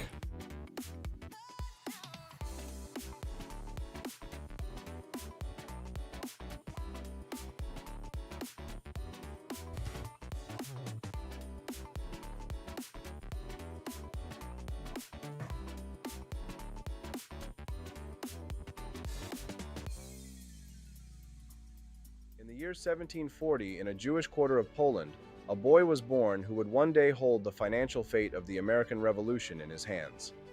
His name was Hakeem Salomon, brilliant with numbers, fluent in 8 languages, and possessed of a courage as fierce as any man who ever carried a musket. He arrived in New York City in 1775, just as the storm clouds of war gathered. Within months, he had built a thriving business as a broker and merchant. When the British captured New York in 1776, Salomon did not flee. He stayed behind on purpose, quietly becoming one of General Washington's most valuable secret agents in the heart of enemy territory. The British soon discovered his activities. In 1776, they arrested him as a spy and threw him into the infamous Provost prison. Charged with treason, he faced the hangman's noose. But Hakeem Salomon was not finished. Using his language skills and charm, he convinced the Hessian guards, many of whom he could speak to in German, to trust him. One night, he slipped out of prison and escaped to freedom, leaving the Redcoats furious. He returned to business in Philadelphia, now openly supporting the Patriot cause. While Robert Morris, Superintendent of Finance, struggled to keep the bankrupt Continental Congress afloat, Salomon stepped into the breach. He became the master broker who turned promises into hard cash. He sold bills of exchange, raised loans from wealthy merchants, and used his own credit and fortune to keep the army supplied. Money flowed through his hands like water. Over $650,000 in today's money funneled directly to the war effort, often at his own personal risk. When the French fleet and army arrived, it was Salomon who helped finance their operations. When Washington's army stood on the brink of collapse before Yorktown in 1781, it was Hakeem Salomon who moved heaven and earth to raise the gold needed to pay the troops and keep the campaign alive. Without his frantic efforts in those final months, the trap at Yorktown might never have closed. He worked himself to exhaustion. He slept little, negotiated endlessly, and poured every dollar he had into the cause. British agents knew who he was. He lived under constant threat of arrest or assassination, yet Salomon never stopped. He once said he would rather die supporting liberty than live under tyranny. When the war finally ended in 1783, Hakeem Salomon was nearly ruined. He had lent vast sums to the government that were never repaid. His health broken by years of relentless work and stress, he died on January 6, 1785 at the age of 44, penniless, exhausted, but free. He left behind a wife and 4 small children and a mountain of unpaid government notes that Congress would largely ignore. For decades, his enormous contributions were almost forgotten. But the truth eventually emerged. Without Hakeem Salomon, there might not have been enough money to keep the Continental Army in the field during its darkest hours. Hakeem Salomon was no general charging into battle. He was no spy slipping through swamps under moonlight. He fought with ledgers, credit notes, and sheer financial genius.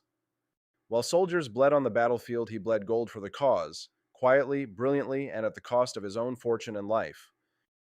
In the smoky counting houses of Philadelphia, while cannons roared at Yorktown, one Jewish immigrant from Poland held the revolution together with nothing but his mind, his honor, and his unbreakable belief in liberty. He gave everything so America could be born.